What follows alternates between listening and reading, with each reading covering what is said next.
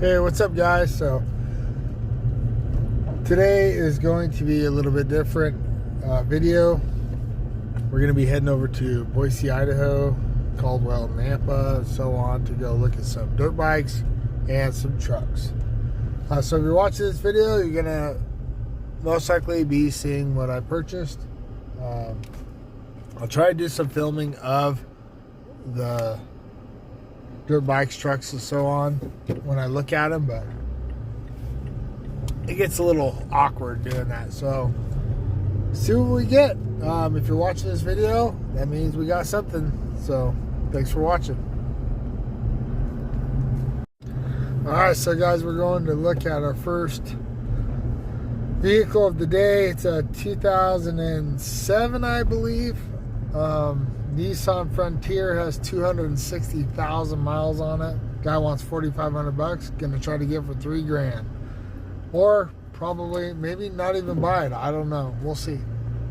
All right, what's up, guys? So first truck, cool truck, really cool guy. He was a believer in the Lord, and so that made it all worth it talking to him.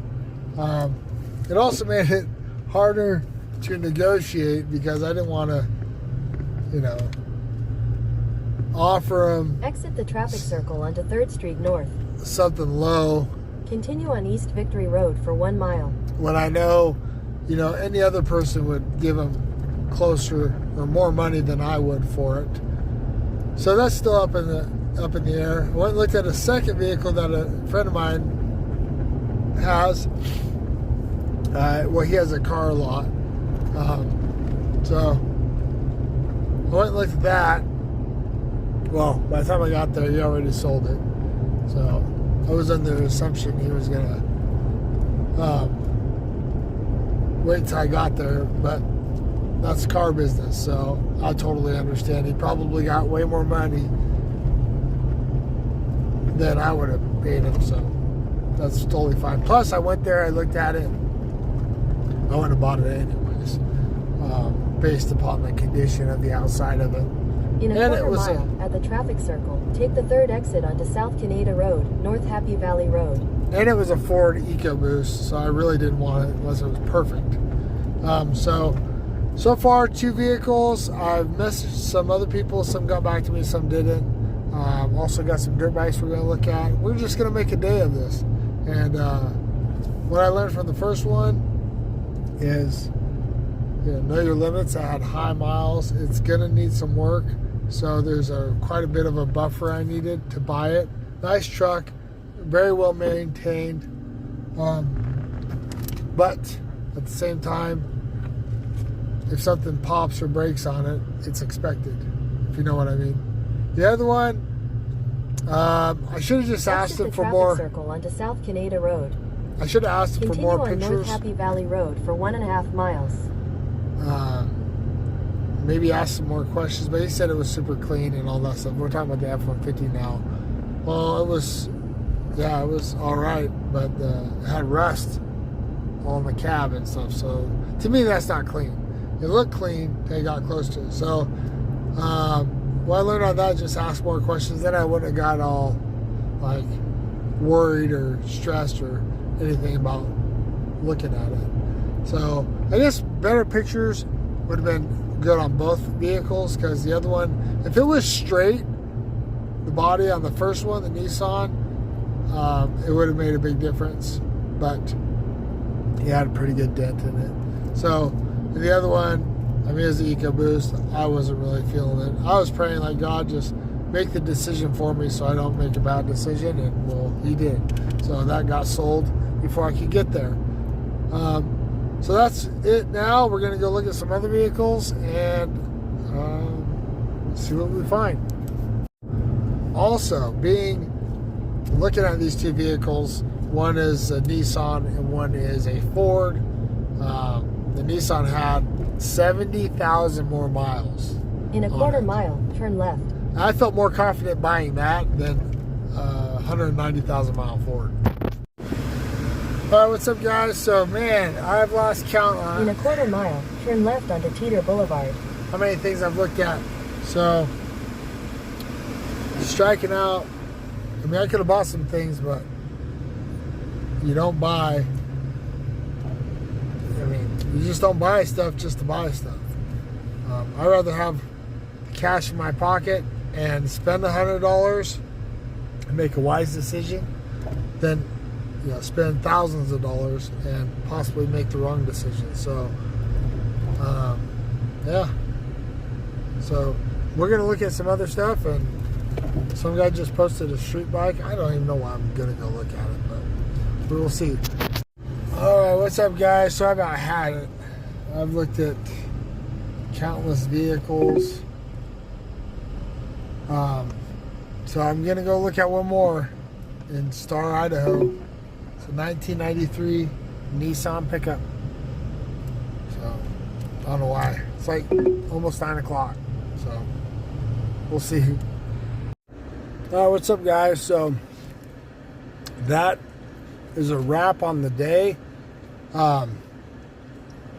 Heading back home, back to Twin Falls with nothing in the back of the truck. So after this, what I'll do is I'll do a recap, show you all the things I looked at if I can remember, and show you what it was, why I passed on it, or what the offer was I made on it, and any other things I learned or any other particulars about the deal to maybe help you out. Maybe the mistakes I made, or maybe I should have bought it, or I'm glad I didn't, stuff like that. So that'll be the next, what you see next. All right, guys, so this is the reason why I didn't bring any of these home. We'll go down the line, I'll show you, and maybe you'll get something out of it. So right here is the first vehicle I looked at. It's a 2007 Nissan Frontier. It's kind of hard to see. It looks pretty straight. It was pretty much a one owner in a way. The guy bought it with 30,000 miles on it, I think, or no, I think 3,000 something. 3,000 miles, I think. Nice guy. Now it did have 260,000 miles on it. Let's see here. Yep. So it's a 4x4 V6 4.0.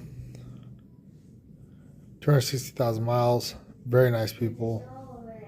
Believer in the Lord. He did have lots of repairs. But I passed up on this because of, mainly, there's one main thing, was the clutch was really wore out. Now, it didn't slip or anything, but it was right at the top. It had 260,000 miles on it, and he was quoted like $3,000 to repair it. Of course, you'd probably find a better deal, but at the same time, it was just too much money. So by the time I paid for it, then I'm into it. Let's say if I got it for $3,000, then I'm into it another, say, $2,500, another $3,000. Now I'm at $6,000, and it still had some little cosmetic blemishes on it, and it still had 260,000 miles. So at the end of the day, I'm going to be into that truck after everything. Let's say 7,000. I probably find one with less miles, 100,000 less miles maybe, or at least 60,000 less miles, and I won't have to touch it really. So that's why I passed up on this one. Now we'll go to the next one. Now the next one I went to go look at was this one right here. This is from a guy I know who owns a car lot, and he said, hey, I'll sell you this for $4,800. But he ended up selling it before I got there, so that didn't work out. But I did go look at it, and there was some things that I seen that I would have passed up anyways.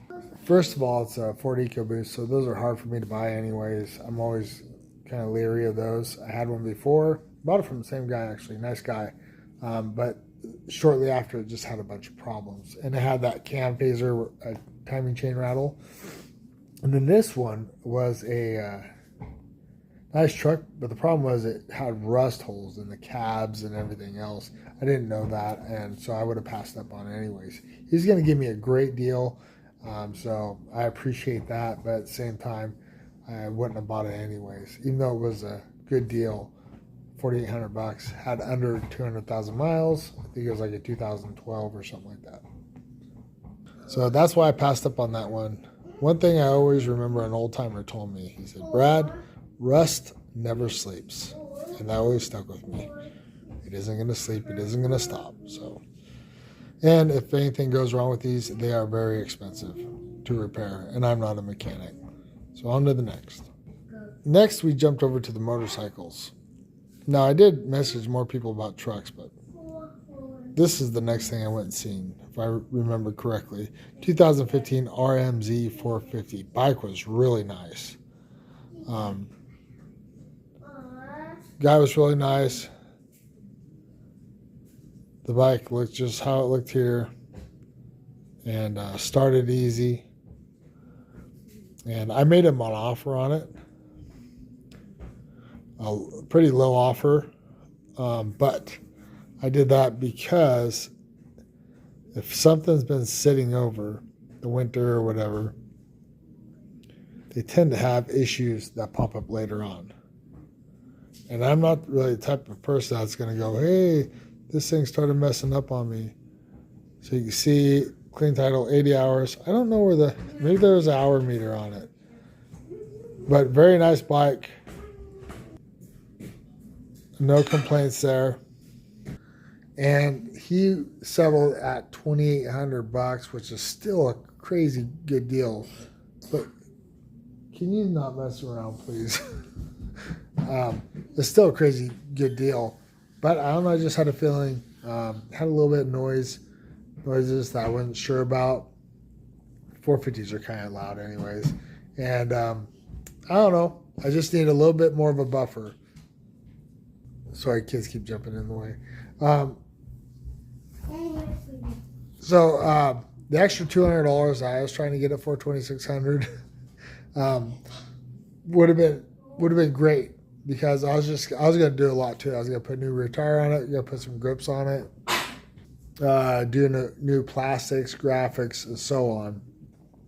So if I'm at $2,600, I'm into it $3,000. I'm going to try to get $4,000 and probably settle at $3,500, make $500. So that's why I passed up on that one. And once again, nice people. Bike was well worth it. I just need to make money on it. You know, that's my thing. And that $200 mattered to me just as much as it mattered to him. So we couldn't make a deal. And honestly, I don't blame him. I ain't mad at him. I don't blame him at all. And I appreciate him working with me. And a couple of the other ones didn't work out. They weren't home or they were busy.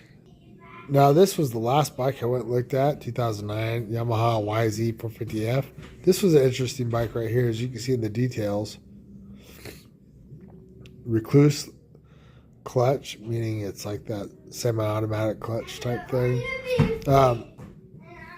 Also had front rear brake instead of having a clutch there because it's semi-automatic. I believe that's what it's called. It had a brake there instead. And you can see this bike was, I mean, it's pretty cool. Pretty cool looking. Now, this guy, he has like a suspension shop, and this is like a customer's dirt bike. And, or maybe it was his friend's dirt bike or something like that.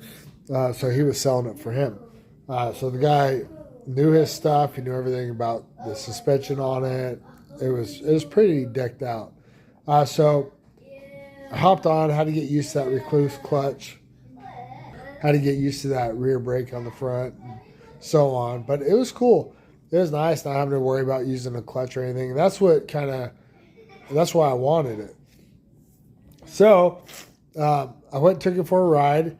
Rode good, shift good, did everything I was supposed to do.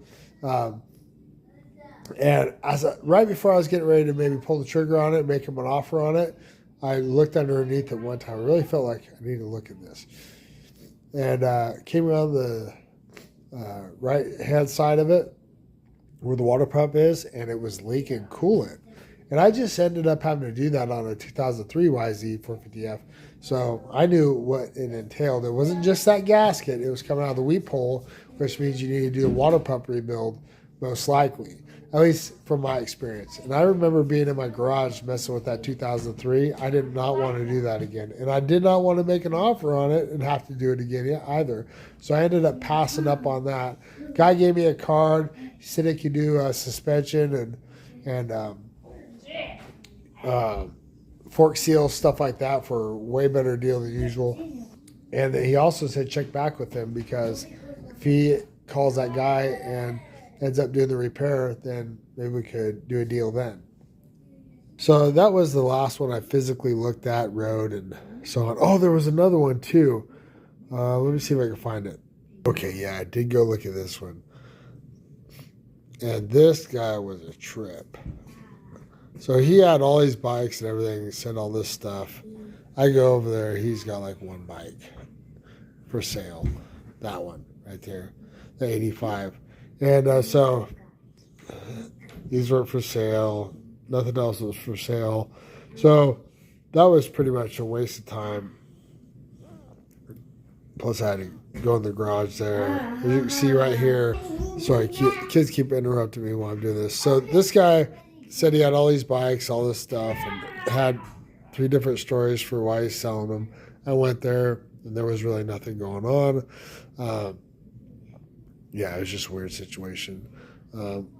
But that was a nice guy, though. I mean, I'm not going to bag on him. It's just kind of wasting my time in a way. I actually came for this. That was the whole reason I came. But I guess supposedly that was sold a long time ago.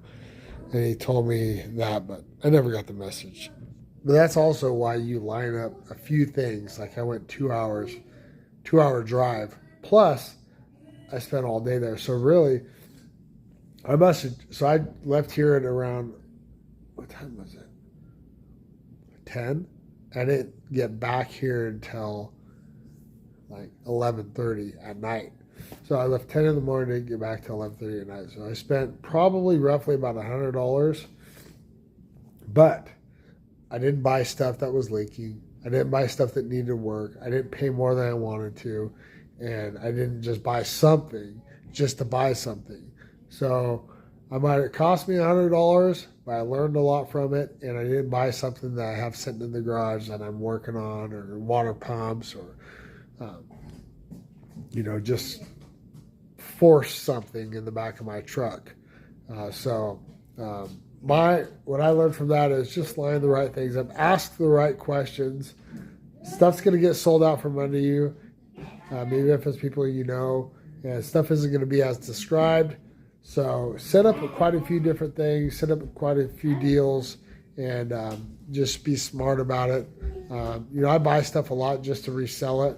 And there's things I buy to keep too, but you just got to be sure that whatever you're purchasing you're not going to pay more than what it's worth when you can just have that money towards something that's already fixed or less miles. Man, the kids keep interrupting, sorry. So, lost my train of thought. So that's why I came back with nothing. Now, you see there's some good deals, good offers, but the things I wanted to keep, like the trucks, I need to replace my truck, then I might as well just put more money towards something that's already sorted out. On the dirt bikes, I usually don't keep those. So I need to, if I'm going to drop, $2,000-$3,000, I need to make at least guaranteed $500 back, and not have something I have to work on. So that's why I came back with nothing. So hopefully this helps you understand, like going on the search or the hunt.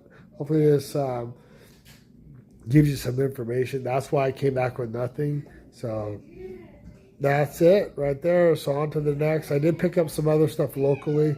So I'll have some more videos on that. Thank you so much for watching. And as always, God bless.